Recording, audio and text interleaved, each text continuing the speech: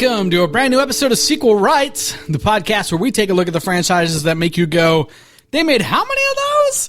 And we give each and every sequel a fair trial. My name is Justin Camps, and I'm here with Elizabeth Helly and Tyler Hymanson. And we're here tonight talking Poltergeist III. We're continuing further The to Homeowners October, Association. closer to Halloween, and we're moving to Chicago this time. That's right. But first, before we get started, a little bit of housekeeping. Thanks to everyone for listening every week. We just want to say thank you right off the top of the bat. And also, if you want to shoot us any feedback or anything, Eliz, where can people get in touch with us? Yeah, we're really close to the end of this franchise, so please email us with your ideas, sequelrights@gmail.com, and hang out with us on social media, on Twitter, Instagram, and Facebook at Sequel Rights. And please rate and review us on Apple Podcasts or Spotify, or your downloads mean a lot. The reviews mean even more. We really appreciate it. Well, we have moved a little bit further on in time to 1988. I exist in the world at this point. That's right. All of us exist. Yeah. We're here. Yeah. But none of us saw Poltergeist in theaters, because, too young. Too young for this PG-13 movie. Well, why don't we take a listen to this spooky trailer?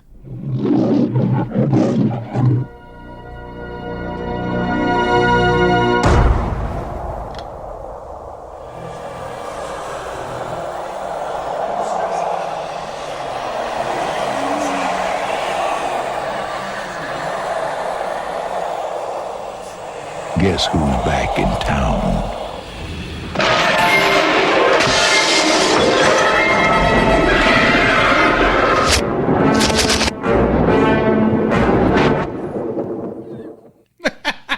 I cut out about 10 to 15 seconds of that trailer. Wait, why didn't you cut out the MGM line and the THX Because there was sound? nothing else in the trailer.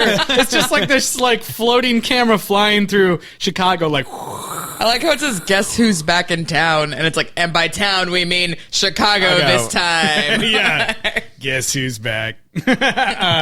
So funny, that trailer. Yeah, Carol Ann is back. Carol Ann is a little teenage girl.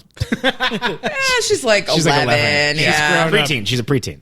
She's grown up a little bit. It's the word I was looking for. Yeah, she could look a little older if they didn't have her in those, long john. Yeah. I mean, the movie's clearly trying to, make her still look like she's the same age, basically. Yeah, and they're like, go put on these shining pajamas. Yeah. Put on the snowsuit from A Christmas Story. Yeah.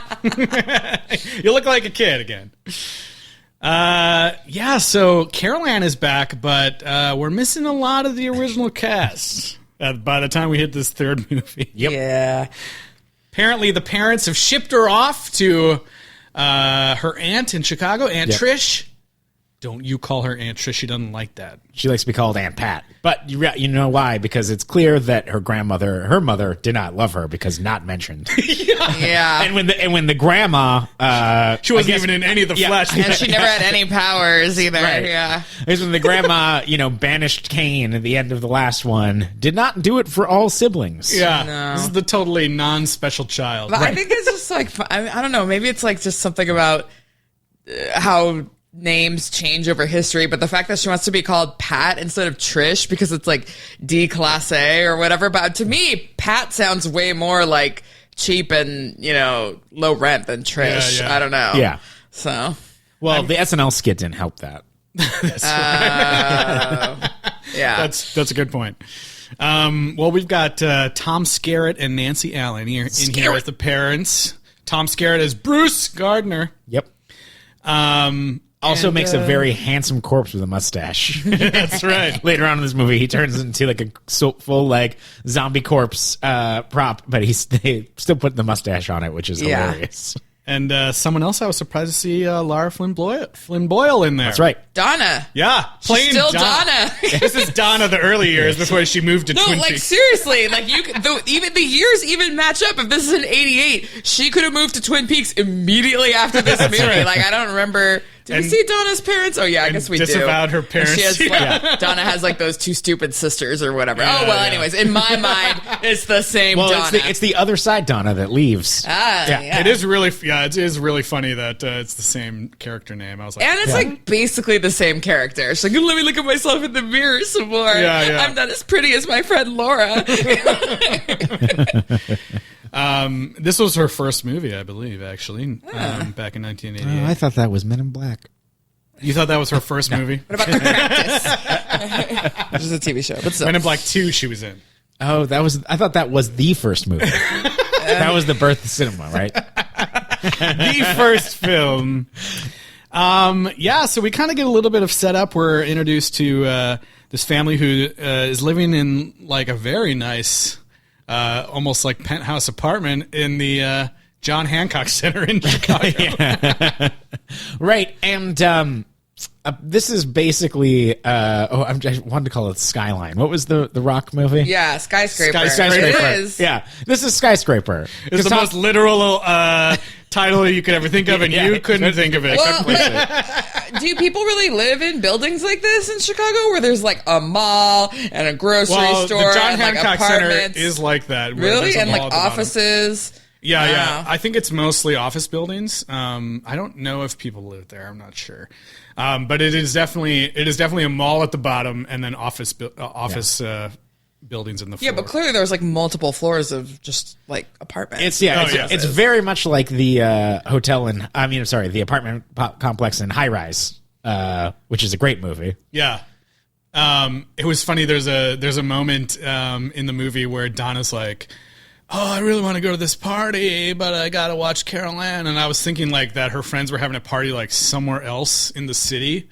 Yeah. But no, apparently it's just in the same building. Yeah, because it's your friends from the carpool, so they all live in the same building. I was like, oh, I would have totally gone to that party if you're just going to go a few floors down or something. Like, who cares? 3 doors down, as it were. I thought you had to leave the building. But you know who's not back? Unfortunately, your favorite. The guy who plays Kane, Julian Baker. I was going to say Robbie. Robbie's gone. Yes, thank God. No, apparently he had decided to stop doing acting to become an orthodontist. Yeah. That's not true. Oh, you're joking. Yeah. Oh, because of the braces thing. Got it. Yeah. But so Kane is back in this movie. Yep. We see him very early on, like there's this creepy like window washer that apparently is like friends with Carol Ann a little bit, because he's like waving at her like, I see you all the time and I'm sad because I'm done washing your window. Because I'm a creepy old man who watches a little girl through a window. Yeah. I mean, I feel like it'd be creepier if he didn't wave, though. Like if you see the kid watching you wash the window, you're like, oh, hey, what's up? And Tom Skerritt's character is like the building manager, which doesn't quite make sense why he has like one of the nicest penthouses there. It does, he's like, I guess he's like I think what it is like he's a really hands-on developer more than anything else. Right, yeah. He seemed more like Cuesta Verde, how like the dad worked for the company, and so they had one of the first houses. Yeah. But so he would know the window washer guy, I guess, because his dad Tom Skerritt knows like every security dude and the plumber and like everybody else in the building. And he also has access to the window washing crane thing. He does, whatever that's called. And like in the beginning of the movie, we see Uncle Bruce and how he has a really good relationship with Carol Ann and everything. And so I'm like, oh, this must be like Tom Skerritt must be playing Craig T. Nelson's brother or Joe Bad's brother, because he clearly has such a great relationship with Carol Ann. But then no, it's like this other like relative, Aunt Tish / Pat, who is like the one that is actually related to Carol Ann. Yeah. And he's just like, she just recently married this guy with his teenage daughter. Yeah, this guy who just can't wait to kiss everyone he could possibly find. Which, like, it's a little strange, but, it was the 80s. That's why the window washer was waving so much. Those mouth kisses from his boss. Yeah, the scene when he kisses Donna on the mouth, I was like, oh, God, I don't know. I guess maybe if you thought she was going to die and you're a single dad. And I suppose. Whatever, anyways. He thought she was going to die in that scene? When she was on the phone? Or you thought she had just Oh, no, I was thinking about later after he saves her. Okay, Does he do it twice? He does it when she's like on the phone with her friend. She like interrupts her on the phone so that he can say like no ghost stories and then give her a kiss on the mouth. Oh, yeah. I feel like that in it of itself was a little creepy, but like he wasn't creepy, if you know what I mean. Right. Like, he didn't come up as creepy. Yeah, no, it all seemed very earnest, and he actually cared about these people. I just thought that was funny. Yeah. So it's kind of weird how like he clearly has a much better relationship with Carol Ann than her own like actual aunt, who is like not so hot on the idea She's of like, Carol Ann being I here. can't believe my sister pressured me into this. I guess actually makes sense because he's raised a daughter. He's had a daughter, and I guess that's And what she it has is. not. Yeah. Yeah. She wasn't expecting to have 2 kids. No, she was expecting to have one gallery. Yeah. She So- can't get all her work done. Right. Yeah. Unclear if she is the artist or... She's not the artist. The no, Japanese it's just- guy is the artist. Yeah, it's just right. it's just her gallery. Takamitsu or whatever his name is. Oh, that's right. Yes. The guy who is so unfriendly that he pissed off all the patrons of the art gallery in one night. Yep. Damn those unfriendly Japanese people.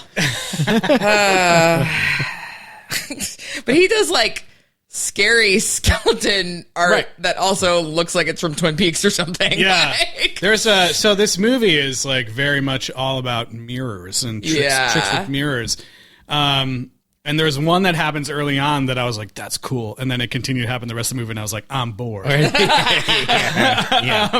But there's this one time where, what's her name? Pat is down sitting next to one of the like creepy kind of like statues that he makes. And like the statue sitting next to her in the mirror turns its head to look at her. Yeah. And I was like, oh God, those statues are creepy, and now it's creepier. And I like that. But then the statues did not come back. No, the statues don't do anything. I was really hoping they were going to come alive and attack everybody. Like, there'd be like a set piece in the art gallery. And I was like, those bones better not be from real animals. It's like... I don't think they had the budget for that. Yeah. Yeah, so creepy stuff in this movie, as opposed to Poltergeist 2, starts happening pretty fast. Like I said, there's lots of, like, sometimes hilarious mirror tricks and stuff. We learned that Carol Ann is going to a school for the gifted.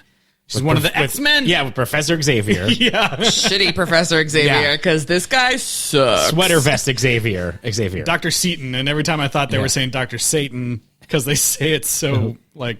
He really sucked. Like, his whole thing is that Carol Ann has no, like, her only power is, like, the power of suggestion. That she somehow hypnotizes everyone into thinking that all these things have happened. Like, there's a point where the kids are... She's being observed behind a two-way mirror by a bunch of other doctors, and she throws the coffee cup, right? Or he throws the coffee. No, there's the hand. The hand comes up. Yeah, there's like a ghost hand. There's a ghost hand that Carol Ann sees. Then he sees it. Then the ghost hand throws the coffee mug at Breaks the mirror. Breaks the mirror.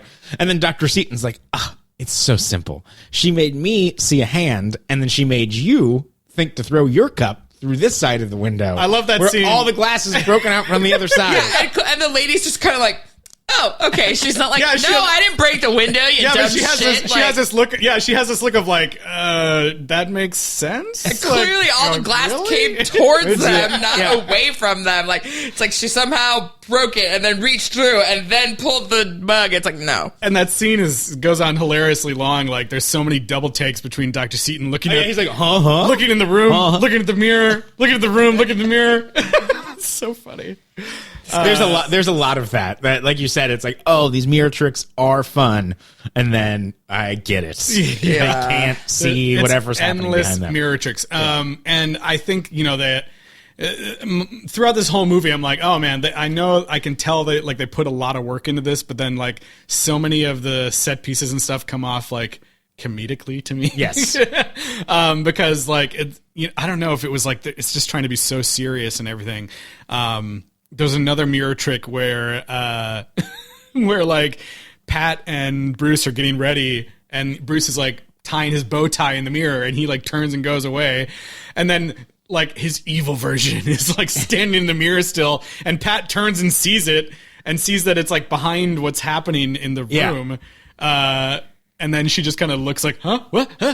And that's the end of the scene. And then it cuts away. She doesn't mention it. Yeah. She doesn't say anything. She's just like, I must be stressed for this gallery opening. Yeah, it must have been some of that mass hypnosis I was under.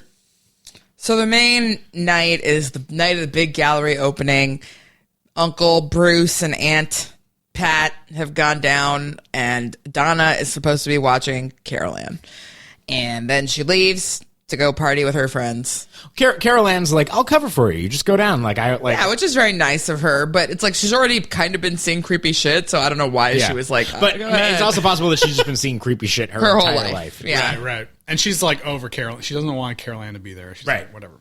It's not my kid. It's kind of a touching scene where like Carol Ann overhears her saying like, "Hey, I don't want you to be here," and then like Donna's immediately like, "Hey, I didn't mean that. Like, I was just talking to my friend." She's like, "Yeah, I know, it's cool." Yeah. Like they do. The movie does try to make you give a shit about this new family. Like I did like the sequence where they missed the carpool. And like they're running down, and so they have to run back up, and so you see Pat like kind of being a mom to these people. Like they do try to make this a family. She's like, we can cut him off at the pass. Yeah, and I was like, what pass are you talking about? So yeah, Donna has left. She's with her friends partying. They're doing all sorts of security camera, break into the pool, steal beer hijinks. Because she has the master key set. She couldn't stay away from Hot Scott. Hot Scott. Hot Scott. Who looks like a low-rent Tate Donovan. Yeah. This guy Scott is really funny in the movie too. There's this whole like moment where he's like, hey, you have access to that grocery store? And she's like, yeah, why? We should go get some beer. And she's like, I don't want to steal anything. And he's like, no, I've got money. And then she's like, we should get beer. And she's like, no, I don't think so. And he's just like, yes. She's like, no, yes. Turns out he's the one with powers of suggestion. I think that happens for like, he goes back and forth with the no, yes, like 4 times. And he's just like, yes, let's do it. And they do. Yeah. Kipley Wentz playing Scott there. Oh, yeah. Well, this is like the only interesting child star check-in, so I'll just tell you right now, even though he's not like really that young. But Kipley Wentz now lives in Waukegan, Illinois.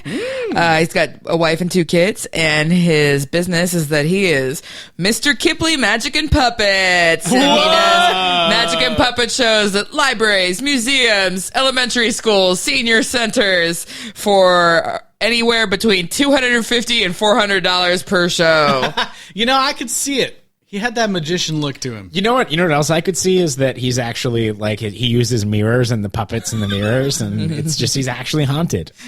Yeah, he is. One of his tricks that he does for kids love it at parties where he puts on a bow tie and then walks away from a mirror, and then the guy that was in the mirror stands there for a little bit. I do think he's potentially one of the few characters who actually dies in this movie. Yeah. A lot of message boards were like, wait, so what happened to Scott? He never came back. Like, look, Scott didn't have anyone on the other side who loved him. So he's dead to the world. He couldn't come back.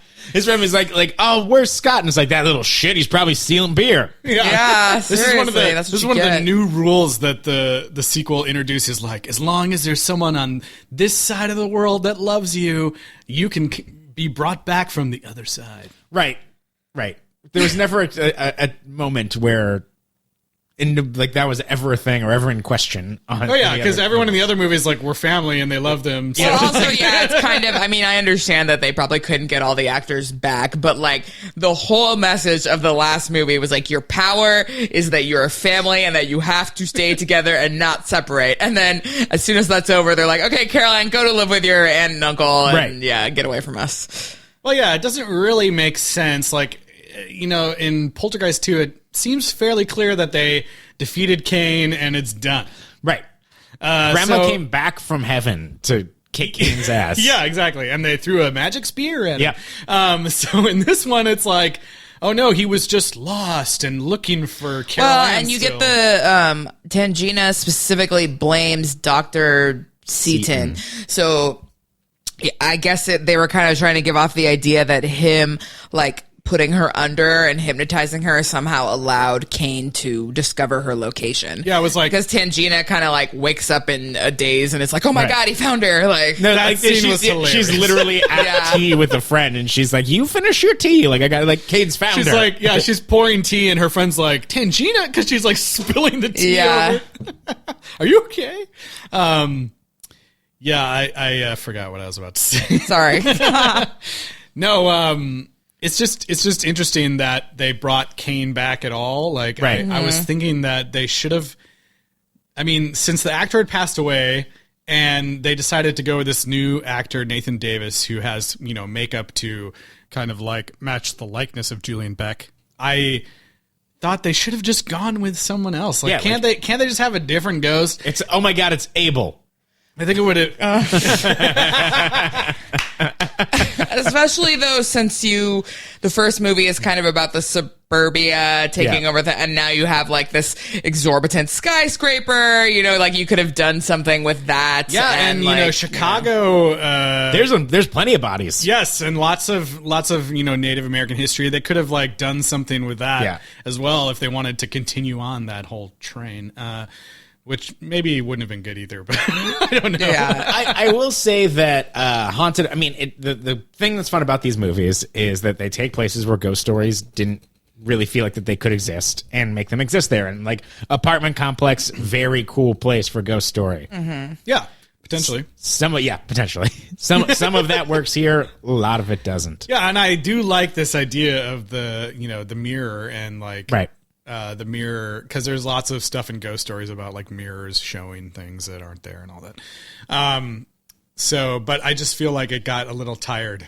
And then eventually I was like, oh, okay, so mirrors are like the main point of this movie. Yeah. Well, and I think like right now in the 80s, like, Towering Inferno and whatever else, there's a lot of like movies grappling with the fact that like we are building these giant structures that supposedly our whole lives could be like contained in them, like a big mall that has everything you could possibly need, or an apartment building that also has all these things you never have to leave, like that kind of.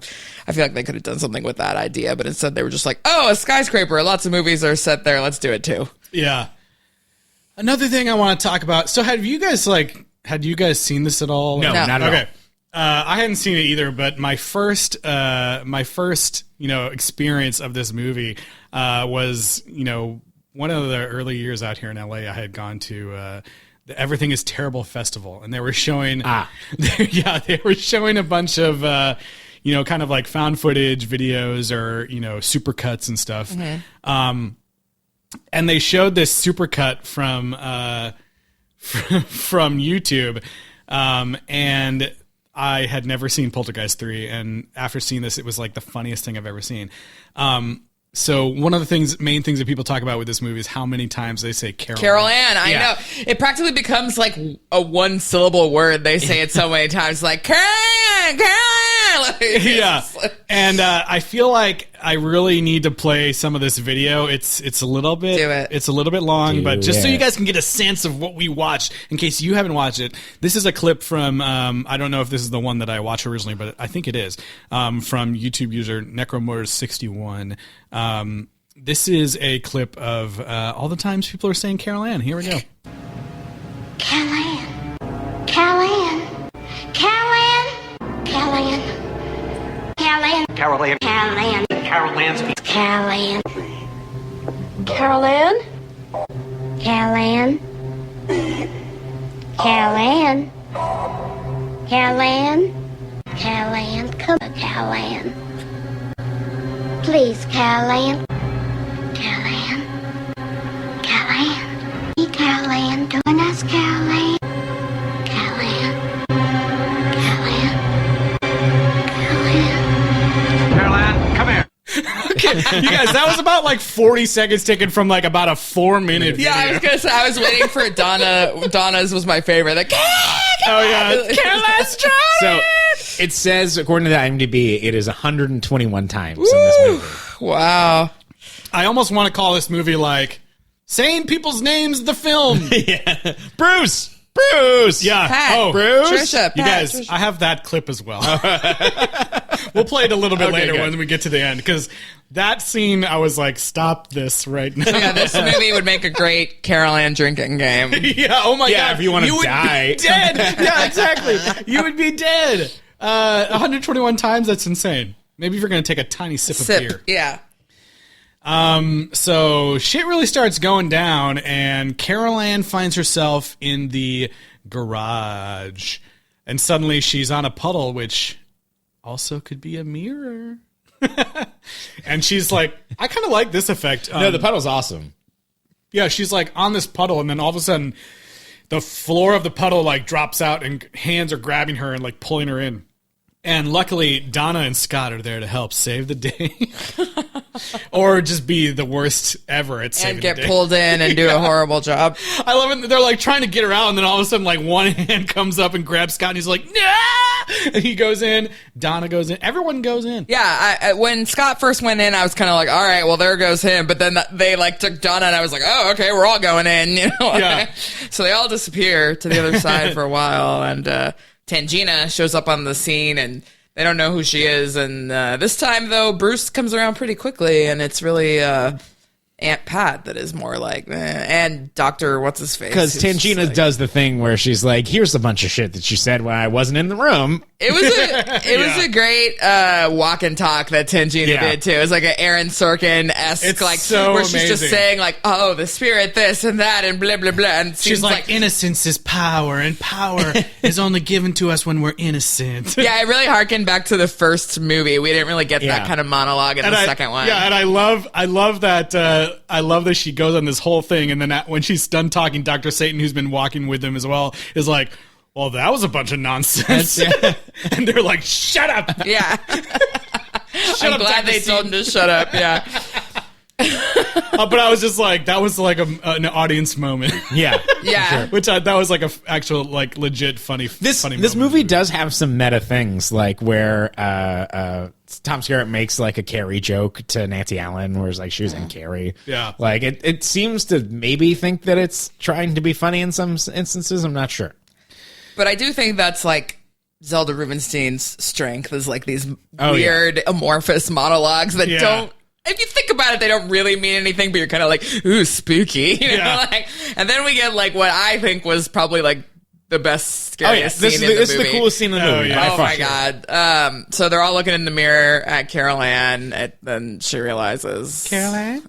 yeah, she's trying to get her to come out, but then it becomes not Carol Ann, and Carol Ann goes through the mirror and grabs Tangina, and like the scary voice comes out. It's like Tangina, and Tangina is like instantly dead. Dead. Like a corpse. She is a And I was mummy. like, I was watching this in Starbucks, and I literally was like, whoa! Like, you know, like I Yeah. did not see that coming, and I was like, oh, okay. And then the scary corpse body falls onto the ground and Yeah. starts opening up, and Donna is screaming bloody murder and comes out of Tangina's body and Yes. starts climbing out, and it is really, really freaky and nicely done. And then this movie carries on the theme of once you cross over from the other side, you got to take a bath. yeah, Take a bath immediately. That's what you have to do. yeah. I mean, you're full of gunk and stuff. Yeah. This was an amazing scene. They talked about it a bunch on the special features on the Shot Factory Blu-ray, of course. Shout out to Shot Factory. Yeah, they talked about how they were like trying to figure out the best way to make something that like could easily crumble, and they were doing all this like, you know, research on pie crusts and crepes, and it ended up being like a combination of like pie crust and wax and stuff. Oh my god. that's Oh amazing. wow! But it looks great. It's yeah. horrifying because you're like, oh my god, a hand's coming out of her body. Oh my god, it's Laura Flynn Boyle. And she she's did a great job. She's screaming. screaming bloody murder, and then she's just screaming Carol Ann's name over and over and over again. It's like pretty horrifying. Like I feel like that was probably her audition tape for Twin Peaks. Oh, yeah. Yeah, probably. She's like totally traumatized. So they take her into the bedroom. Tom Skerritt kisses her on the lips a few times. Stop screaming, let me kiss you. But no, so then the Pat goes out and she starts having a breakdown.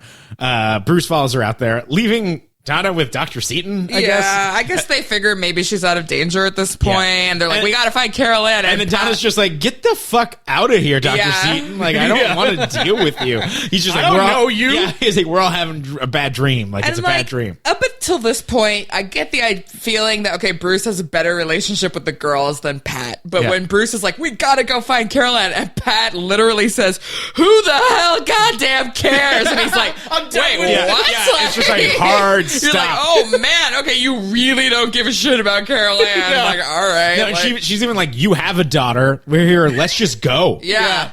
Let's get out of here. And then he's just kind of like, he doesn't even say like, you're not yourself. He's just kind of like, no. No, that's actually your niece. I'm not even related to her. He does say that. Yeah. He's like, it's your niece. And then he goes chasing after, goes chasing after her. We missed one like weird thing where like there was their love, like they were being like really loving with each other. Oh, and yeah. Tangina's like, good, that's good. That's good. That'll be your weapon.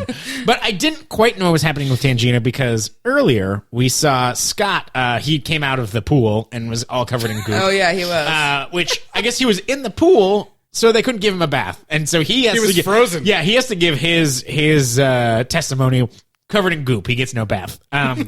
But he doesn't want Tangina near him.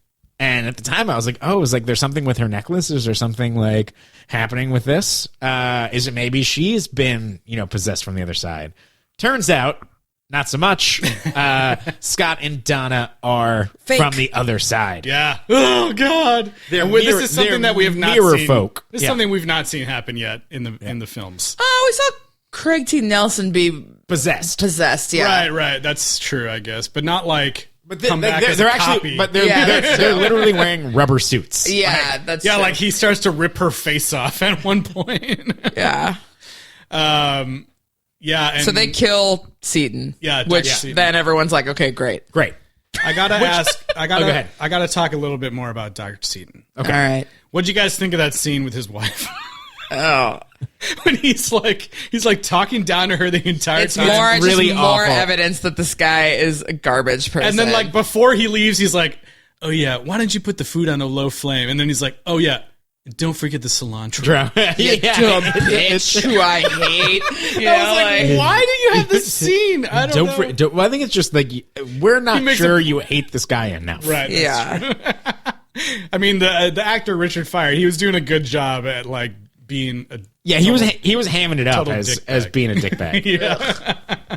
I thought he was hilarious.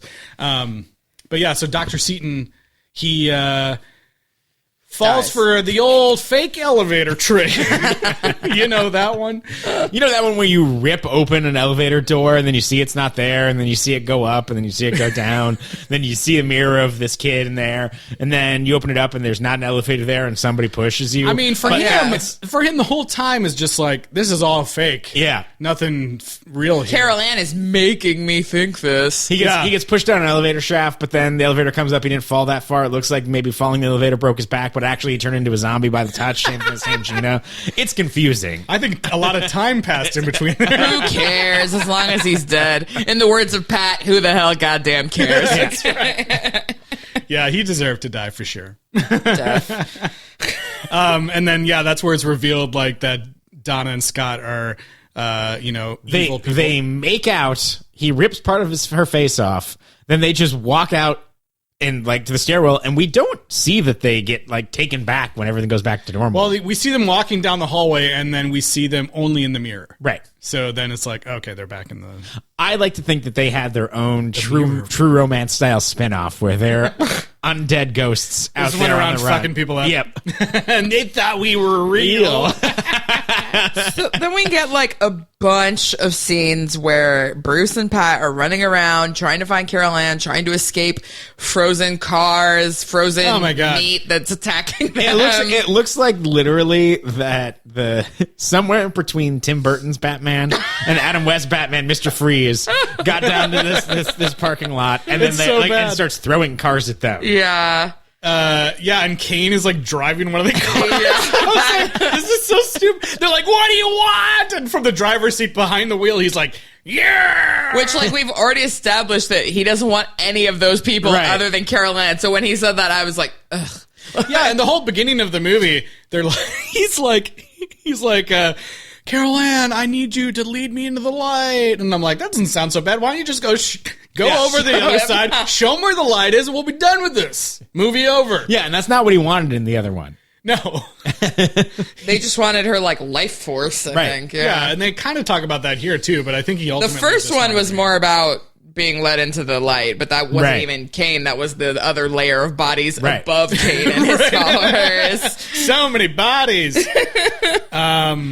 This one, this is where like I start to feel like they're just padding out this movie with scenes of people running around. Yeah, because like you already know, Tangina has already told them the key is that they have to trust each other and love each other, and so you get a whole bunch of like, we trust each other, we love each other, and so now we're gonna like we get a few steps closer to defeating the monster, and then all of a sudden the Aunt Pat will be like, I don't care about Carol Ann, I hate this is all fake, you're lying to me. And then of course the evil spirit starts attacking them again, and then it's like, oh no, we're gonna lose, and then it's like, oh now we love each other, let's make out. And then she's like, oh no, forget Carol Ann, I don't care about. And then the monster comes back again, and it's like, oh yeah, okay, all right. I did kind of like the scene when they're in the freezer. Oh, the locker's cool. Yeah, and the water starts like pouring in like vertically at them, and then Tangina appears out of the water and is like, take this necklace, it's from Taylor, but I'm not going to say his name. I'm just going to be like, it's from a medicine man. Which I thought was really weird. She like references the last movie, but doesn't say his name, just kind of well, his name wouldn't mean anything to them. I suppose, but it would. And she never actually really saw Carol Ann. Fans. Yeah. Fans want to hear Taylor's name. I don't know. I didn't miss Taylor, to be honest. I was glad we got a lot more Tangina. And Tangina deserved to be the spotlight for sure. Yeah. She's got her fancy necklace that can do something. Right. That we don't quite know what it is. We don't really know what it does. And when she says, outside in. Outside in. Which like... outside in. Did it mean literally go outside the building and then go into the room? That's surely what Tom Skerritt thinks. Yeah, I was like, I don't know what outside in means. That doesn't really make sense to me. And she was kind of even doing like a little backwards talk, like it sounded like it was almost like a Red Room. Yeah, Red Room situation. Yeah. And so I was like, oh, maybe she means inside out. Like I'm not sure.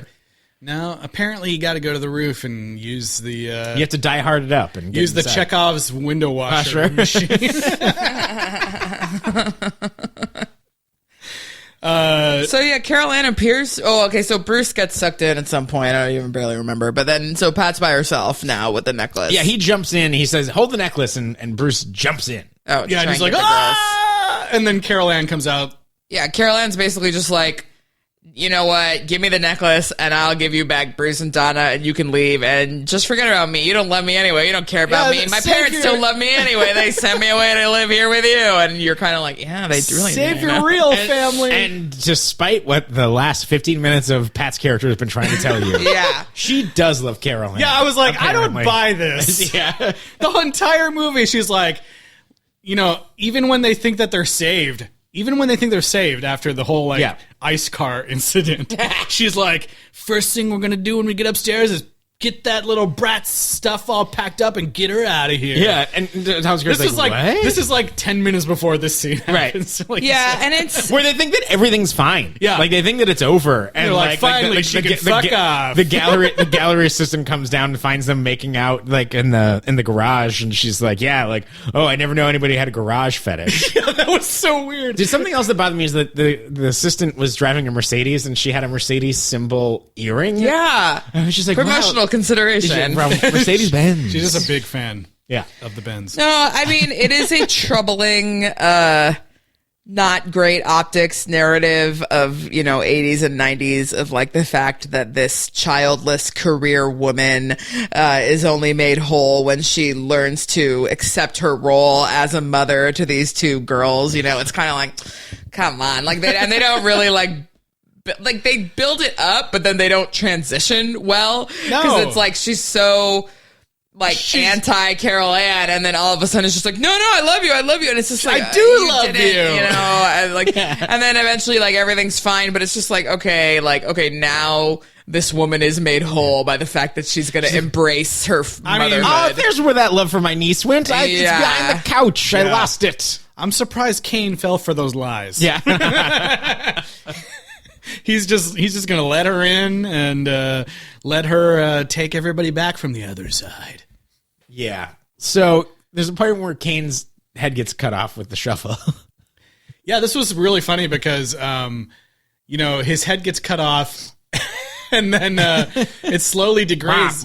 It slowly degrades, and I was like, I feel like just the other night we had seen Evil Dead, which does some of the similar effects, and I was like, it's so much better in that movie. Yeah. And I feel like this movie had to have had a way bigger budget. It did. This movie had Tom Skerritt. Yeah.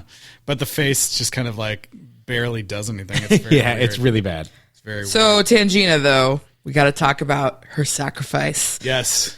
And so rather than leaving Carol Ann to guide Kane into the light, Tangina decides to say that she'll take Kane into the light and spare Carol Ann. She says she has the strength and the power.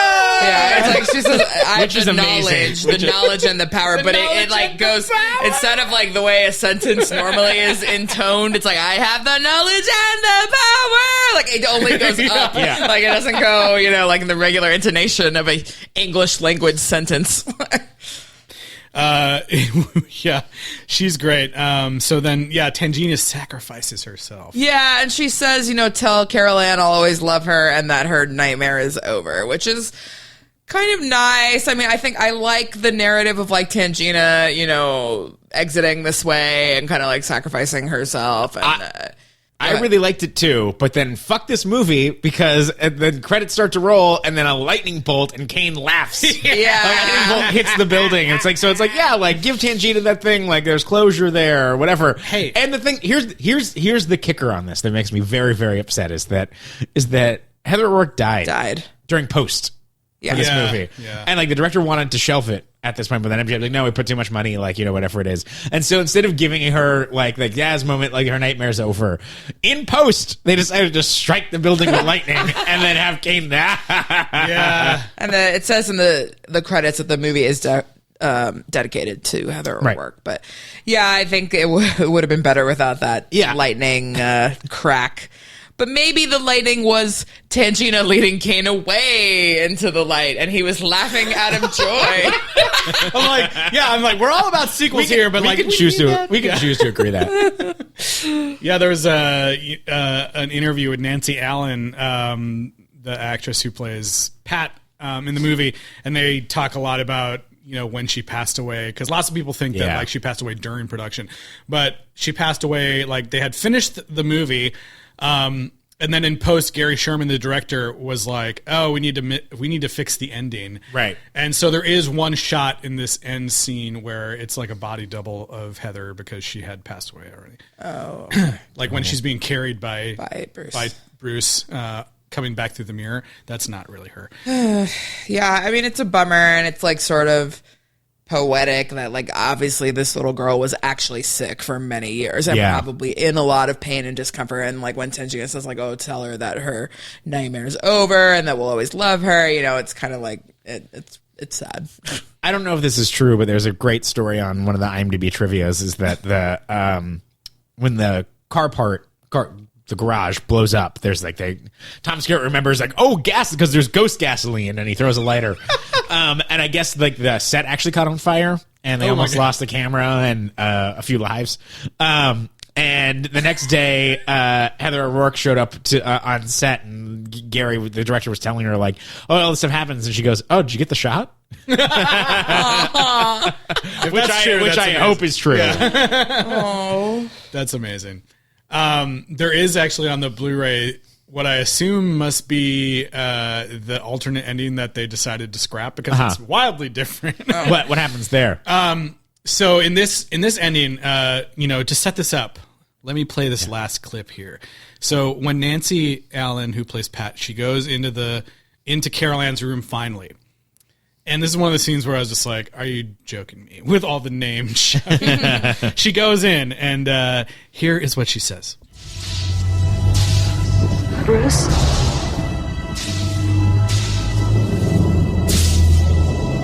Bruce? Bruce? Okay, she resets herself. Hold on. Bruce!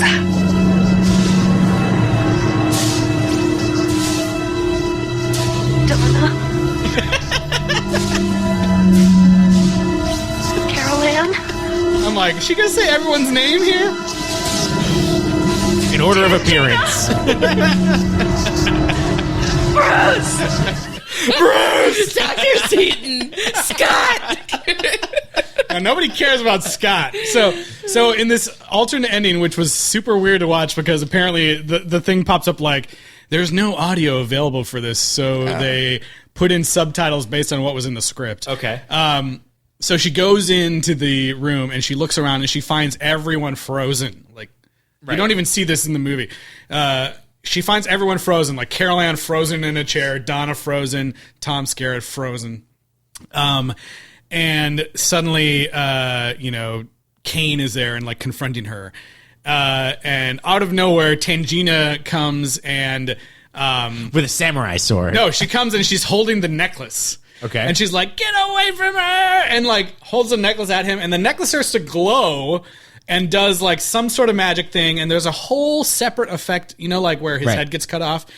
There's a whole separate effect where he's standing still and his eyes roll back into his head, and then his face starts to melt, like standing up. Okay. And Tangina's holding the thing like, yeah, you're gonna get him now. His eyes roll back, he melts, and then suddenly everything's fine, and like it cuts to like all of them like alive, sitting on the bed.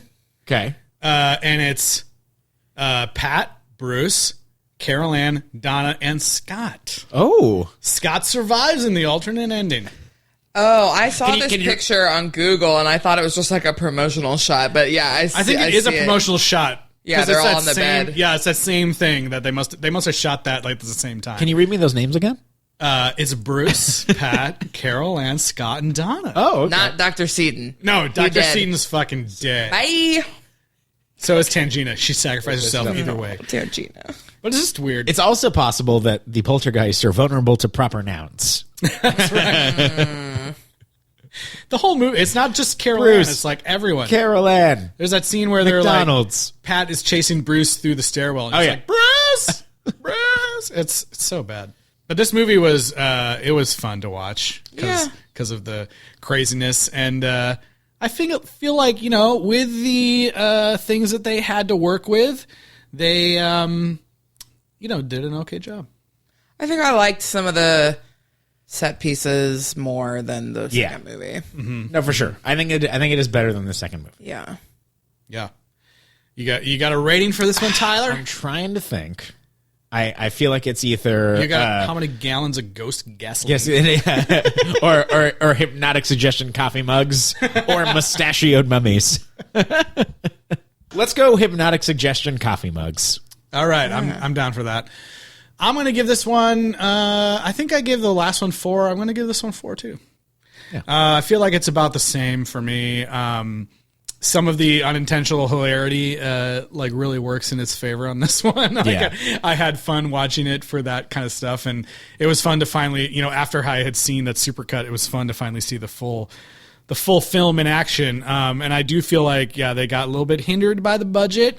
But you can tell that everyone's like really putting in a lot of work. It's not easy to do the mirror effects that they're doing in this movie. Lots of stuff going on there. I feel like they did a decent job continuing in it with what they had. I don't know. Yeah, I can't remember what I gave the second one, but I did like this one a little more. I'll just say 5. Hypnotic suggestion coffee mugs. I thought, like I said, the set pieces and the effects are really cool, especially the thing with Donna coming out of Tangina's body. That was like legitimately pretty freaky. And a lot of the times where Carol Ann was switching from being like an old ghost person to real Carol Ann was cool. I think it just kind of like suffers from narrative confusion, as did the second one. Is like, whose story is this? Like, I think both of these movies could have benefited from like honing in on one single protagonist instead of like dealing with all these different people's like storylines and arcs. And yeah, I didn't love the Aunt Pat childless Change of heart. childless woman heart grows 3 sizes that day or whatever. Like that's kind of so déclassé, as you would say. So ridiculous. Well played. Yeah. Tyler. Yeah, I definitely like this more than the fifth one, than the second one. I think the second one is one of those that kind of takes away everything that's kind of good about the first one. The third one being an extension of the second one. At least it's like once removed from those sins. And I think it does some fun stuff. It doesn't need to be Kane. It could just be some nameless thing that still wants Carol Ann. That's fine. Yeah. They could have been like, now the other side knows she has powers. Right. And so now all sorts of things are coming for it. So I think I'll give it 5. I'm not suggesting coffee mugs. I think that it is perfectly fun. I think the puddle stuff's great. I think there's a lot more memorable effects, Tequila Worm Monster aside, than the second one. And, yeah. Tyler, I wanted to say tonight, like your outfit, it looks like you're wearing last year's salary. Very nice. Well, I guess it's so much for last year's salary. And then Tom Skerritt says, "You look great wet." Yeah. Well, And anyways, kisses her on the mouth. I'm not entirely sure that this entire film wasn't a mass hypnotic suggestion. Well, that brings us to the end of the OG trilogy. Did this go in theaters? Did it do okay? Yeah, this was in theaters. Okay. I think it did all right. I can take a quick look here. I don't know if it says actually on here. Well, whatever. But I think so. Now we go on to what, a TV series? Yeah, we're taking a little bit of a detour. That's right. Most of you probably already know that there's a remake, but we're gonna take a little trip to Showtime for Poltergeist: The Legacy. Which the director directs a few episodes of, I hear. Yeah, Gary Sherman is involved in it. I believe there's 4 seasons, 88 episodes. Jesus. You guys, Wait, you said there's 4 seasons? there's 4 seasons. Oh my of this. God. We don't have time to watch all 88 episodes, okay? We're not strictly a Poltergeist podcast. Yes. A Poltercast or whatever you want to call it. A gas cast. Probably already a Geistcast. Yeah. There's probably already one called that. So I think we're going to just watch the pilot. So if you guys want to watch this, I think it's available on Amazon Prime right now. As far as I could tell. I might do a first and last. We'll see. Ooh, How are there that would be 4 fun. seasons of this? And like, I've never even heard of it. I mean, Nobody knew what Showtime was doing in 1996. exactly. Oh, 96. yeah, Jeez. 1996 Showtime. So, none of us had Showtime. Yeah. Okay. No, heck no. What do I look like? I'm made out of money? We were kids, okay? Come on. Cut us some couldn't even slack. afford Disney Channel. We were watching Power Rangers the movie, okay? I was right. taping on VCR the free Disney Channel weekend every time it came around, and then rewatching it like 40 Showtime times. was probably just full of boobs or something. Like HBO probably was was. okay-ish. There'll probably be boobs in this pilot. This is interesting. This is gonna be Ghost interesting. Early premium cables original series. Yeah. I'm excited. Interesting. I know nothing about this. I am excited to That said, hearing about what a little consummate professional Heather O'Rourke was becoming, and like seeing her in these last few movies, it's a huge bummer that she passed away at this point. Like, it would have been super cool, since obviously she's like the one that continues to like lean in and not care about keeping to do these movies, whereas all the other people kind of dropped out. It would have been super cool if she had become like a new teenage Tangina, like helping other kids or like investigating Nowadays, she'd have a CW show. Exactly. yeah, it would have been super cool. And then like she bad. grows up and has her own kids, and like it would have been really cool. Well, I'm glad we got her for these 3 movies. Absolutely. At least. Yes. She was great. She was great in all of them. And like this movie too. Like it's the last movie she did, and I like that they kind of give her a little bit of a bigger role in this. She has more lines. She gets to kind of have a little bit more of a personality. Yeah, I would have liked if it had even been more about her and the trauma of being sent away from her parents and going to live somewhere else, I think. Yeah, that would have been nice. Yeah. But until next week, Eliz, where can people keep in touch with us? Yeah, you can email us at sequelrights@gmail.com or find us on social media, Twitter, Instagram, Facebook at Sequel Rights. Yeah, and please rate and review us on Apple Podcast if you can. Tell us your weird mirror stories of something, or even better, on social media, you can send us photos of what your weird mirror self is doing behind your back. Yeah, I got lots of creepy doppelganger vibes Yeah. from this movie, and some of the real life stories I've heard of doppelgangers, real creepy. Yeah. So send that stuff into Yeah. us. We love it. We love it. But yeah, we'll be back next week. We're turning on our TVs, even though we probably shouldn't, based on this whole. We're going back outside the Holiday Inn, wheeling the TV back inside, tuning it into Showtime.